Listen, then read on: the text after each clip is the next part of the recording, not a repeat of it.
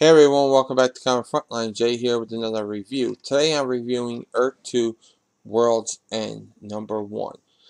The story is by Daniel H. Wilson, is written by Daniel H. Wilson, Marguerite Bennett, and Mike Johnson, with art by Ardian Saif and Sandra Hope and Danny Nicky, George Jimenez, Eddie Barrows, and Eber Ferreira, Paulo Sequeira, and Cam Smith.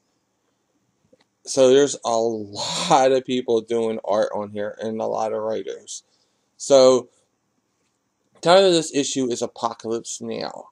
And this is a bigger issue than a normal size issue. And we get the first half of it's pretty much just Green Arrow retelling the history of Earth 2. How Earth 2 got to the point where it's at.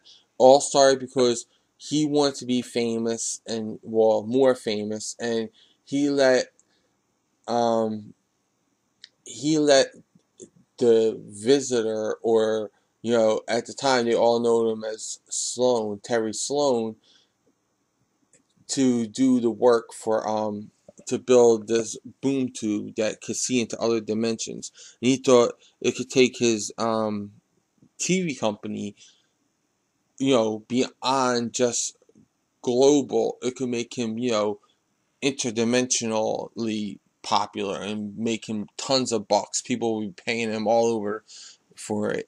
So that's what funded the project that brought Apokolips to Earth. And then it went into, the first war, how Batman, Superman, Wonder Woman fought it and died, that Helena and Kara went to another Earth, and then we see them returning home and meeting Batman, Val, and Red Tornado. So they meet, their family that they left behind, and we see their first interactions with them. Then there's more talk on what's going on with the Apokolips War, the third leg of it, because we've seen the first leg in the very beginning of Earth 2. That's how the heroes died. Then we had the second leg that just happened with, what's been going on in Earth 2 in the last couple months. And now this is going to be, they won that war and they stopped the Earth-sized boom tube from bringing Apokolips here. But now we're at the point where they're getting ready for the third stage, and the Furies have popped up out of the little fire pits of Apokolips. Okay, so the story I kind of liked, because if you're new to Earth 2, which a lot of people are, because a lot of people did not pay attention to Earth 2, and especially during the original leg of this book, I want to say you didn't really pay attention to it because a lot of people didn't like it. It wasn't until James Robinson took it over that people really started to enjoy Earth 2. So this catches you up on things and tells you things that you didn't really know about. So that's pretty good, especially with a big event book like this. You need to get your feet wet. You need to know what's going on, because not everyone has read 27 issues of Earth 2 right now. So I think that's really good that they got everyone feet wet into this and what's going on. Um, I think there could have been more on what's going on right now. I felt like it was a lot of, they explained too much to the reader who, like me, has been reading this since day one, since issue 1. I've read all 27 issues, all the little throw-in event books that was tied into it. I read all of them. So for me, I felt like I already know this stuff, and I would have liked a little bit more, but I can see where they're coming from, so I'm okay with it. So story-wise, I'm giving it 4 stars.